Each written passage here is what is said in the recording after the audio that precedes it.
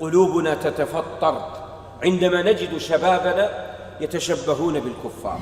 أبناؤنا اليوم في أيديهم أساور بأنواع معينة، فيها الحديد وفيها النحاس وفيها الجلد وفيها الشعر، وعندما تسأله لماذا هذه يقول هذه أساور للرجال ليس للنساء.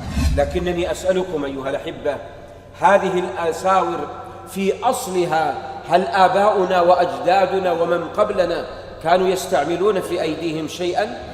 ما كانت تعرف هذه، إنما استخدمها الغرب، وربما نقول فساقهم وفجارهم. أما نحن فرجال لا يجوز لنا أن نستعمل تلك.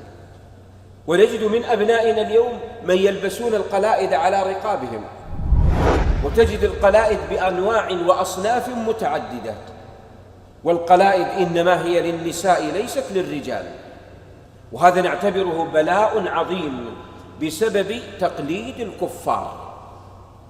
ثم وجد من أبناء الإسلام من يضع على أذنيه قروطا كمثل المرأة، لا فرق.